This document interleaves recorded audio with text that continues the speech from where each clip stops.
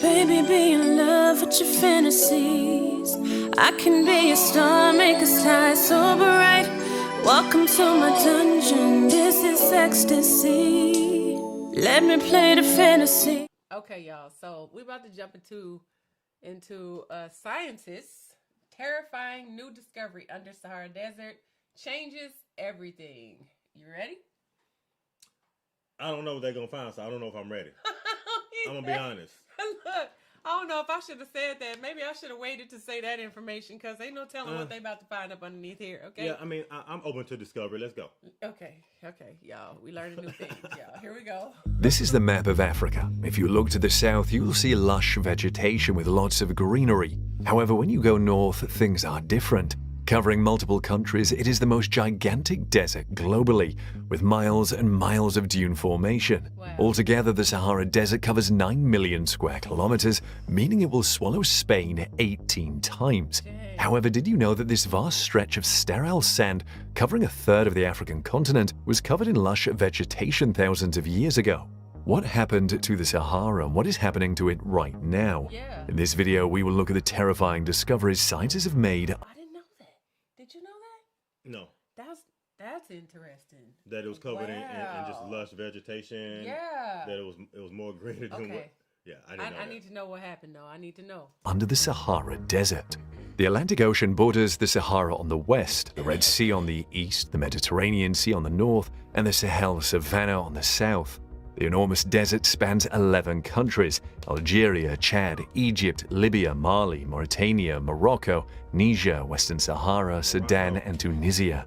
The Sahara Desert is most famous for the sand dune fields often featured in movies. The dunes can reach almost 600 feet, 183 meters high. However, they cover only about 15% of the entire desert. Other topographical features include mountains, plateaux, sand and gravel-covered plains, salt flats, basins, and depressions. The Sahara used to be a tropical area, so how did it become the harsh, arid region it is today? The answer to this question takes us several thousand years back. The Sahara has long been subject to periodic bouts of humidity and aridity. These fluctuations are caused by slight wobbles in the tilt of the Earth's orbital axis, which in turn changes the angle at which solar radiation penetrates the atmosphere. At repeated intervals throughout Earth's history, there's been more energy pouring in from the sun during the West African monsoon season. During those times, known as African humid periods, much more rain comes down over North Africa.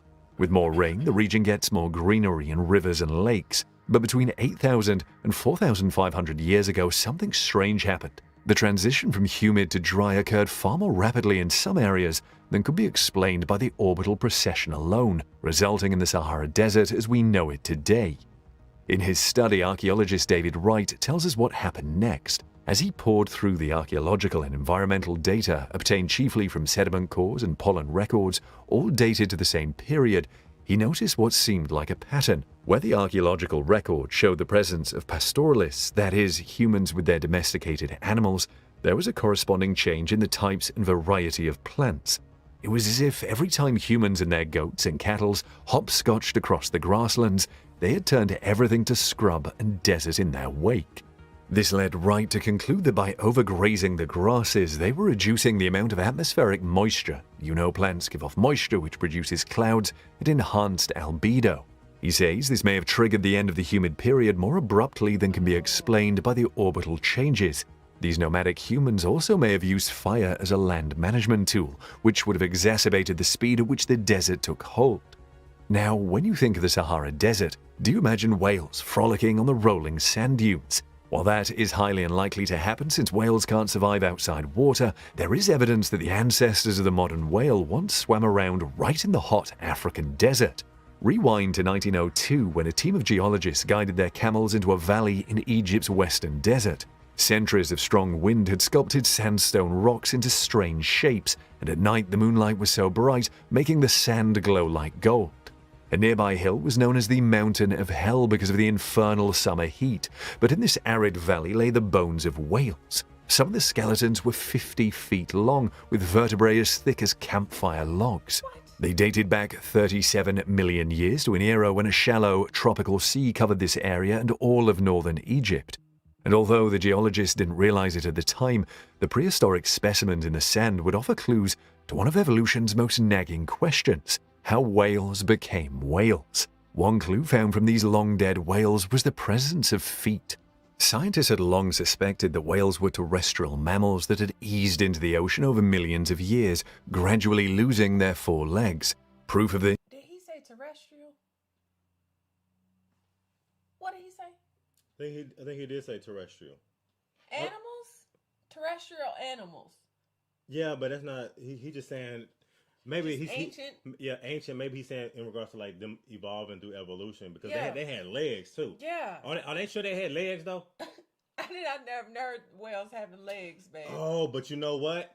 It might when they said 37 million years ago, they might be like referring to back when all the continents were together before they all split, like when they called it, I forgot what they called it, like Eurasia, something like that. I think it had another name. Yeah, it did. But when all the continents were together, I could see that happening, and then eventually, as over time, as continents separate and geological things happen as far as like the habitat, I could see how maybe they evolved and eventually like went into the water full time. They went into the water full time? Full time. They full time. Full time. Okay. I'm just saying. Maybe. Yeah. Okay. I don't know. Of feet. Scientists had long suspected that whales were terrestrial mammals that had eased into the ocean over millions of years, gradually losing their 4 legs. Proof of this is that modern whales have vestigial hind leg bones, but little in the fossil record illustrated the transition until paleontologists began excavating hundreds of whale fossils buried at Wadi Hitan and finding legs and knees. Older specimens of footed whales have since been identified, but Wadi Hitans are unparalleled in their numbers and state of preservation. The valley, about a 3-hour drive from Cairo, is now a UNESCO World Heritage Site, visited by some 14,000 people each year. Paleontologists speculate the whales' landlubber ancestors were deer or pig-like scavengers living near the sea. About 55 million years ago, they started spending more time in the water, first eating dead fish along the shore, and then chasing prey in the shallows, and then wading deeper. As they did, some of them evolved traits that facilitated hunting in water. Over time, since they no longer had to bear their total body weight at sea, they got bigger, their backbones elongating and their rib cages broadening. Most of the fossils in the valley belong to 2 types. Basilosaurus was the giant with an almost eel-like body. The more petite but heavily muscled Dorudon looked more like a modern whale, at least, until its mouth opened to reveal a jaw lined with serrated daggers instead of peg-like teeth. No. Interestingly, the fossils of more than 75 whales. Can you believe what we're hearing right now? Yes. What? Dang. I had no idea. No, I didn't either. Wow. Not especially in that region of the world. I never would have thought that. So I wonder if they still have like the leg things today. Like even though they don't have legs like in the back, like they had in the hind legs, like do they have those muscles?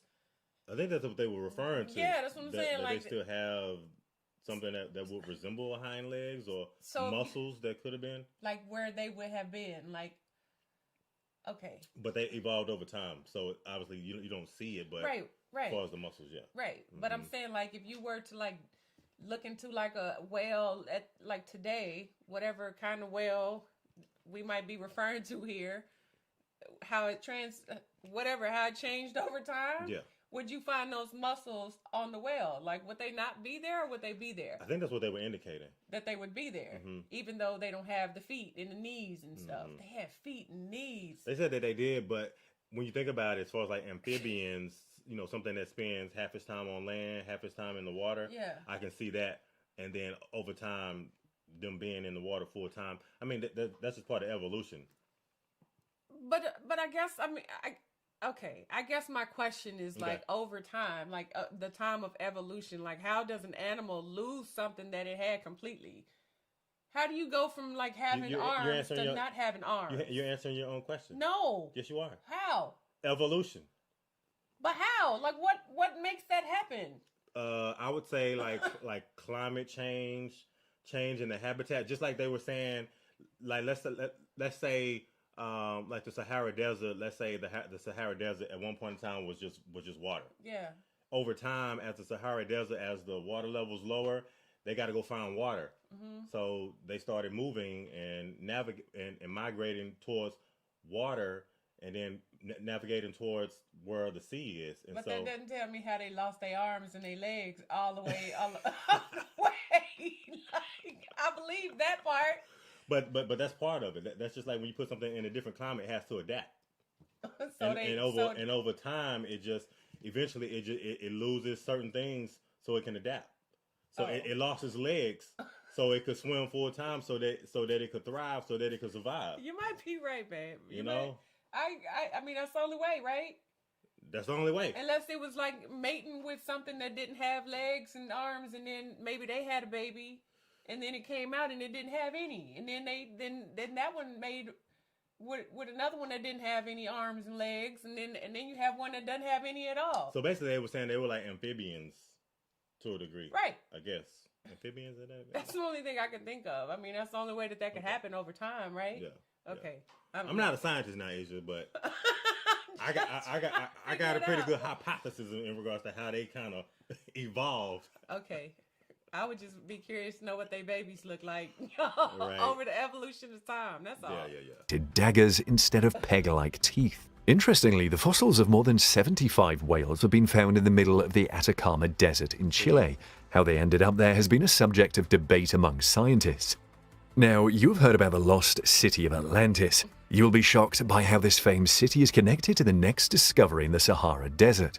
This takes us to the Eye of the Sahara, also known as the Rishat structure or the Guelb Rishat. It is a geological formation in the Sahara Desert that resembles an enormous bullseye.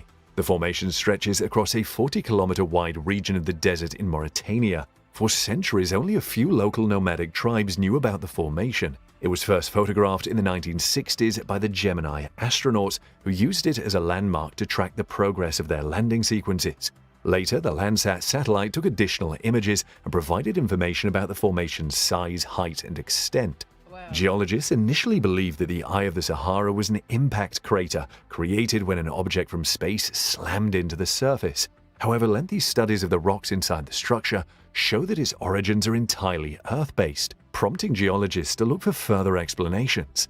Geologists have concluded that the Eye of the Sahara is a geologic dome. The formation contains rocks at least 100 million years old. Some date back to well before the appearance of life on Earth. These rocks include igneous volcanic deposits and sedimentary layers that form as the wind pushes dust and water deposits, sand and mud. Wow. Today, geologists can find several types of igneous rock in the Eye area, including kimberlite, carbonatites, black and rhyolites. However, there is another explanation for this Eye of the Sahara. According to this YouTube video, the remains of the ringed city Plato spoke of in the 4th century BC can be found in the African country of Mauritania, meaning it has been hiding in plain sight this whole time. The search for Atlantis has been ongoing since Greek philosopher Plato first described it in 350 BC, a mysterious island that seemingly just vanished. We've been looking in all the wrong places for its location since everyone assumes it must be under the ocean somewhere, such as in the depths of the Atlantic Ocean or the Mediterranean Sea, says the host of Bright Insight YouTube channel known only as Jimmy. Instead, he proposes the Eye of the Sahara is the mythical city's actual location. Solon, a statesman from ancient Greece, is the man who is thought to have passed on information regarding Atlantis to Plato. Jimmy says it is not only the exact size and shape Plato said it was, 23.5 kilometers across and circular, but mountains he described to the north can be seen quite clearly on satellite imagery as evidence of ancient rivers which Plato said flowed around the city. Plato said Atlantis was destroyed in a single day and night of misfortune and sank beneath the waves. The scientific record shows the Earth underwent significant climate upheaval around 11,500 years ago when Atlantis is alleged to have disappeared. Jimmy also points out satellite imagery that resembles the aftermath of a tsunami unlike anyone alive today would have seen. Look at the satellite map of the Eye of the Sahara. Doesn't the entire region look like it was blasted by flowing water or a tsunami? The Sahara Desert continues to serve up mysteries, and the next one is about an object found there whose functions have not been known till today. It is the Clayton Ring, and more bafflingly, these rings were found in the most inhospitable part of the Sahara Desert in Egypt. Named after the geographer and desert explorer P.A. Clayton, 1896 to 1962, Clayton rings are conical pottery cylinders open at both ends. They're always found with one or more perforated pottery discs that are always just slightly larger than the ring's smaller opening but do not fit as lids. Some were custom made by potters as a set, others were reworked from old pottery jars and shards like the ones on display. These objects were not used by the Egyptians living along the Nile. Instead, they formed an important part of the kit of the nomadic herders inhabiting the Dakhla oasis during Egypt's first dynasties called the Sheikh Mutar culture. Clayton rings and discs have been found in the oasis around seasonal hunting and herding camps of this culture, but remarkably also in caches up to 300 kilometers away from permanent water sources and beyond the safe roaming range of any herdsman or hunter. What made these objects so crucial that people went to the trouble to take Clayton rings far into the desert? This is a question that is yet to be answered. Let's hear what you think of the discoveries in the Sahara Desert in the comment section. You know what? When they talked about Mauritania, that might be true. It looked the same. Like they said, 23.5 kilometers wide, had rivers flowing through it. It kind of resembles it. But how would the city just disappear under the water if there's no water there anymore? Like, if that were the case and it just collapsed underneath the water, then the water would have already had to have been there. And if it were like something like a tsunami, unless the water, the sea level has risen significantly. Maybe not the sea. Then that would be the only way that would be there. I would think, like, it would have to be something like super significant for something like that to happen. To completely like wipe out that entire city. Yeah. No, I don't know. I really don't know. How else would they make that go away like That's that? very interesting how they show like the actual like landscape and it's round, like it looks like it to a degree. But then that would debunk Atlantis. You know, everything that they said about Atlantis being under sea. Right, but like they said, it just disappeared overnight. Is what they said. It disappeared overnight. So. They didn't say nothing about a volcano, though, did they? No. Okay. It was water that came in, and the way they made it look like was that it just fell, and then it was all underwater. Like, the water just kind of took over it and overcame it. Like, that's the way I don't know. I don't really know a lot about Atlantis like that. Like, I've just heard of it. It could have flooded. It could have been something about a tsunami, because obviously it might be closer to the coast. Because they did say the Sahara is surrounded by water. So something catastrophic could have happened regarding just water, and it just wiped out that region. But wouldn't you think that they'd still find like the artifacts and the stuff that was there at Atlantis, like somewhere in the dirt, like where they could see like actual like structures, where like like steps and buildings, like something that was left or that didn't get washed away or that was like stuck in place long enough, It just depends on how long it's been. Like, is the story about Atlantis even true? Like, it's just a myth for what people understand it to be. I don't think anybody really. I mean, they talk about it in storybooks and stuff, but there's never been I don't think there's ever been any actual evidence. Why haven't we ever found anything about it? They did make a movie that was like similar to it. Noah. Wait a minute, because if that was like the Great Flood came through and just swept that away, like, wouldn't the desert? I don't know. That's a good possibility. That's what I'm saying. So I'm not 100% sure, because you would have to go back and look at like some of the greatest structures and things like that that's ever been made, and maybe go back to like look at those things too. Yeah. Okay. Because they even talk about that, like when we talk about like the big megalithic structures, when we talked about that, they went back and kind of like touched on like Atlantis a little bit. So that's really interesting. But it has to be probably, no, I don't know. See, right? I don't know, because I keep rethinking it. I'm just like, I don't know. When you think about it, it's just like, okay, but then.